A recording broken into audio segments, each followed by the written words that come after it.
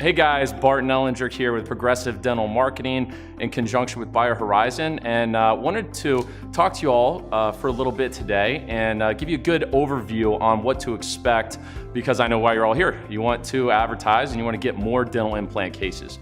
Maybe you want a specific type of dental implant case, like a full arch case or multiple dental implants. Or maybe you're just starting out and you just want any dental implants. No matter what you want to do, when you're looking at building the dental implant side of your practice, there's a couple basic components that you have to understand before you jump right in and start some type of a direct-to-public advertising campaign. There's three things that we look at when we're evaluating a practice and trying to get you set up to where the marketing is going to be successful. Number one is we look at what is your ability to track and monitor your results. Number two is what's your ability to convert the leads that you get. And number three, what is our ability and the probability of generating leads in your market? What's the demand? What's the competition level? Things like that. Those are three very, very important points to understand before you start advertising, so you know what to expect and there's no surprises. So let's start with number one, and I'll make this real simple. As far as tracking your results, there's a couple things you need to track. I've seen doctors and clients that have so many different data sets and analytics that it's almost like paralysis by analysis. There's only three data sets that matter at all. Number one is being able to track the amount of leads that you get. So you want to be able to know what is your cost per lead. That's how you evaluate your marketing campaign. For every dollar you spend, how many leads are you generating? Doctors believe that marketing gets you a return on your investment or an ROI. That's simply not true. That's not what you're buying. What you're buying is eyeballs, which is the impressions, and you're buying the leads. So the most important data set for you guys to track, but no matter who you do marketing with, is what is your cost per lead? Does it cost you $200 to get a lead, $1,000 to get a lead, $50 to get a lead, okay? Then the next data set in tracking is your ability to convert. We have to know how many leads you're getting, how many phone calls, and what your conversion rate is.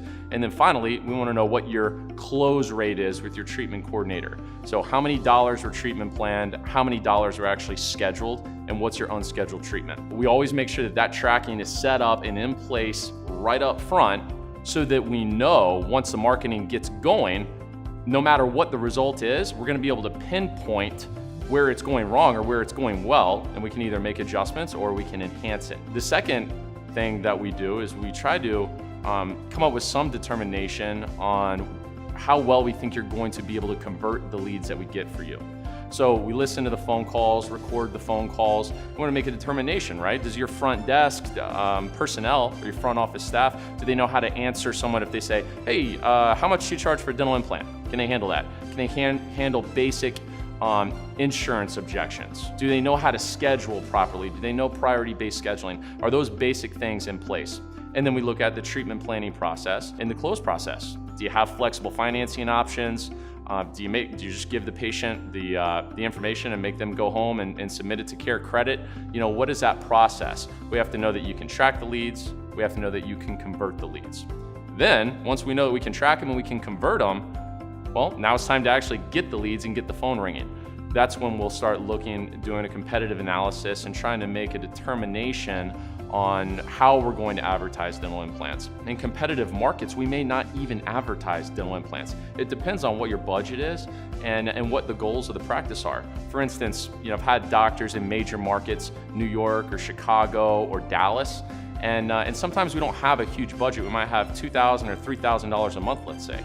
Well, that's not necessarily enough to just compete in the generalized dental implant sense of the word. Because if anyone out there is marketing dental implants, they're going to be advertising for that specific keyword, dental implants Dallas, dental implants Chicago. Sometimes instead of advertising dental implants, we may advertise periodontal disease, right? They have moderate severe perio.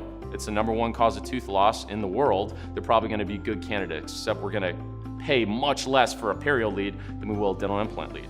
Same thing, we might focus in just on full arch.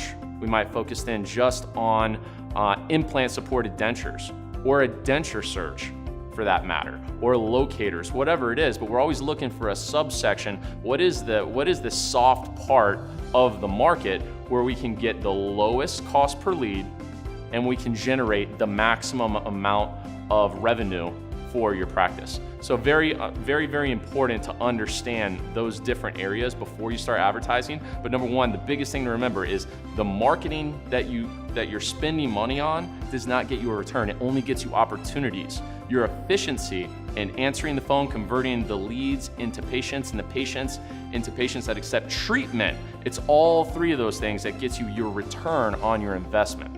If you remember that, and remember that you have to be able to track, otherwise you're kind of flying blind. It's like navigating without a compass. It's very hard to determine whether the marketing's working, whether it's not working, and how to make any adjustments at all. So you have to be able to track, you have to be able to convert, and then lastly, we have to have a good strategy to generate leads at a low dollar amount.